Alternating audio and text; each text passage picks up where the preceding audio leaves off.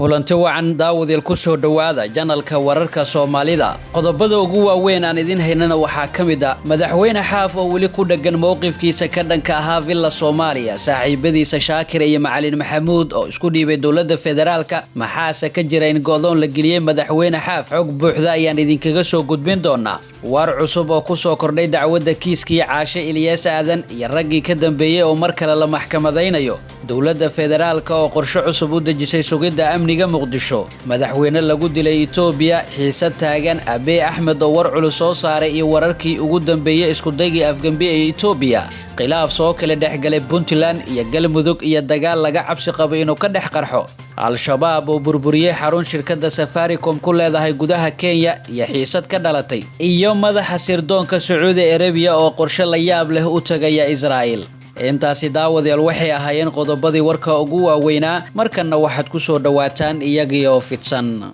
madaxweyne xaaf ayaa wali ku dhagan mowqifkiisa ka dhanka ah Villa Soomaaliya iyadoo dhanka kalena saaxiibadiisa Shaakir iyo Macalin Maxamuud ay isku dhiibeen dawladda federaalka wali waxa ka socda magaalada Dhuusamareeb ee caasimada dawlad goboleedka Galmudug kulamo u dhaxeeya wasiirka arrimaha gudaha xukuumadda federaalka Soomaaliya Cabdi Maxamed Sabriye iyo madaxda maamulka Galmudug warar kala duwan ayaa ka soo baxaya kulamada oo sii galay maalintii saddexaad kuwaas oo wali la isku mari laayahay isla markaana dawladda Soomaaliya ay ku doonayso kulamada in madaxda Galmudug ay ku qanciso in doorashada maamulkaasi la qabto bisha soo socota sidoo kale kulankii dhexmaray wasiir Sabriye iyo madaxa xukuumadda Galmudug Sheekh Maxamed Shaakir iyo hogaamiyaha Ahlus Sunna wal Jamaa Macalin Maxamuud Sheekh Xasan ayaa lagu soo waramayaa inuu ku soo dhamaaday safgarad isla markaana labada dhinac ay isku soo dhawaadeen hase yeeshee madaxweynaha Galmudug Axmed Ducaale Geele Xaaf ayaa waxa uu wali diidan yahay inuu la kulmo wafdiga ka socda dawladda federaalka ee Soomaaliya ee ku sugan magaalada Dhuusamareeb waxaana xildhibaano ka tirsan baarlamaanka Soomaaliya ay wadaan dadaalo la isaga horkeenayo madaxweyne xaaf iyo wasiirka arrimaha gudaha Cabdi Maxamed Sabriye dhanka kale wasiirka maaliyadda Galmudug Saciid Siyaad Shirwac oo la hadlayay mid kamid ah warbaahinta magaalada Muqdisho ayaa sheegay in go'doon uu ku jiro madaxweynaha maamulka Galmudug Axmed Ducaale Geele Xaaf oo ku sugan magaalada Dhuusamareeb ee xarunta gobolka Galgaduud wasiirka ayaa sheegay in madaxweynuhu u go'doonsan yahay dad uu ku sheegay inay balanti uga baxeen kuwaas oo kala jeedo Ahlus Sunna wal Jamaa waxa kale uu tilmaamay inaysan nabad ahayn Dhuusamareeb isla markaana ay xoog ku soo furan doonaan madaxweyne xaaf Shirwac oo hogaaminaya ciidamada haatan ku sugan duleedka Dhuusamareeb ayaa xusay inay awood u leeyihiin inay gudaha u galaan magaalada isla markaana ay soo badbaadiyaan madaxweynahooda sida uu hadalka u dhigay dhinaca kalena war cusub ayaa ku soo kordhay dacwadda kiiska Caashe Ilyas Aadan iyo raggii ka dambeeyay oo mar kale la maxkamadeynayo maxkamadda racfaanka gobolka Nugaal ee maamulka Puntland ayaa maanta mar kale waxay dib u dhigtay qaadista dacwadda rag loo haysto kufsigii iyo dilkii loo geystay Caashe Ilyas Aadan saddex rag oo loo haysto kufsigii iyo dilkii Caashe Ilyas Aadan gaalkacyo loogu geystay ayaa hore xukun dil toogasho loogu xukumay hase yeeshee ay racfaan ka qaateen maanta ayaa maxkamadda racfaanka gobolka Nugaal waxay go'aamisay in kiiskaasi mar kale la dhageysto maalinta Arbacada ee soo socota kadib markii ay maanta dhageysatay warbixino dheeraad ah oo kiiska la xiriira falka kufsiga iyo dilka ee Caashe Ilyas Aadan oo ahayd gabar 12 sano jir ahayd ayaa dhacay bishii February ee sanadkan waxaana kiiskaasi loo xukumay saddex rag oo lagu eedeeyay kuwaas oo xukun racfaan ka qaatay balse Arbacada mar kale go'aan laga gaari doono dhacdadan ayaa noqotay mid hadal hayn badan dhalisay kana yaabisay shacabka gaalkacyo iyo guud ahaan Soomaaliya waxayna sababtay in reerkii gabadha geeriyootay ay ka guraan magaalada Gaalkacyo ee xarunta gobolka Mudug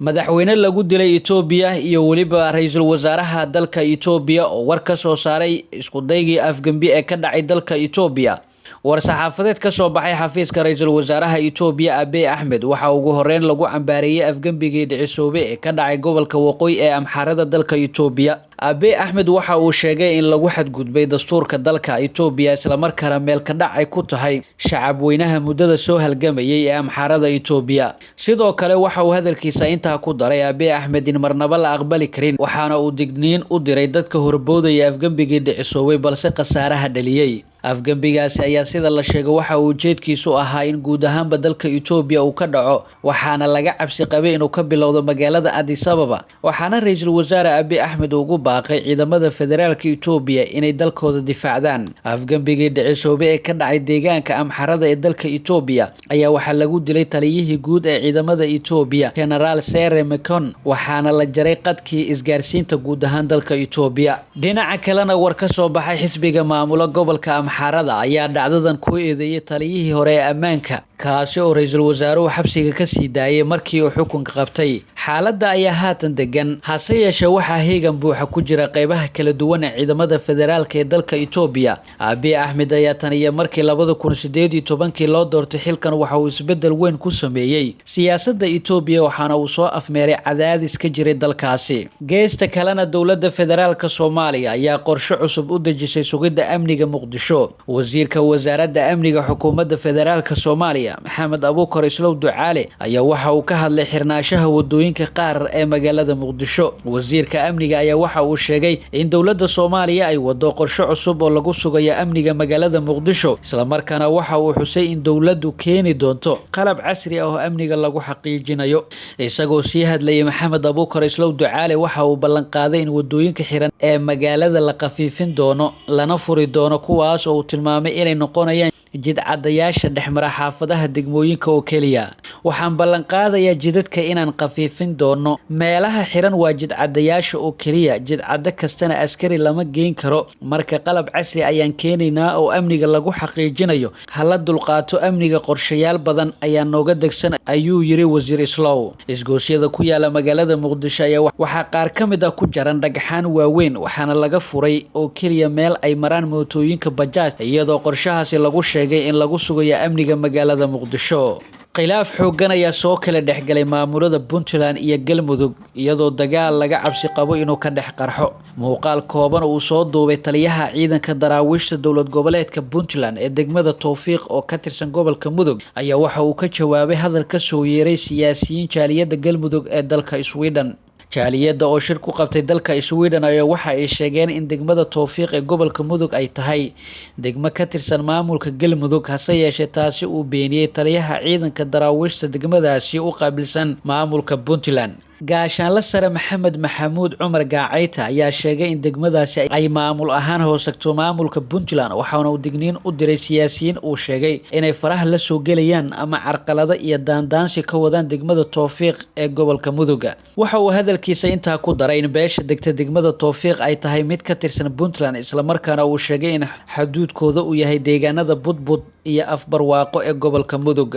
dhinaca kalena Al-Shabaab ayaa burburiyay xarun shirkadda Safaricom ay ku leedahay gudaha Kenya iyo xiisad ka dhalatay wararka laga helay deegaana hoosaga magaalada Gaarisa ee gobolka Waqooyi Bari ee dalka Kenya ayaa waxa ay sheegayaan in xubno ka tirsan ururka Al-Shabaab ay weerareen xarun ay leedahay shirkadda isgaarsiinta Safaricom oo laga leeyahay dalka Kenya isla markaana ay burburiyeen xarunta la weeraray ayaa ku tala deegaan lagu magacaabo Yombes oo ka tirsan degmada Faafi ee ismaamulka Gaarisa sida ay sheegeen saraakiil ka tirsan ciidanka oo la hadlay booliiska Kenya iyo maamulka magaalada Gaarisa ee gobolka Waqooyi Bari ee dalka Kenya Al-Shabaab iyo maamulka shirkadda Safaricom wali kama hadlin burburinta anteenooyinka shirkadaasi hase yeeshee waxa uu ku soo aadayaa xilli maalin ka hor dagaal Al-Shabaab ee ciidan ka tirsan booliiska Kenya uu ku dhexmaray ismaamulka Gaarisa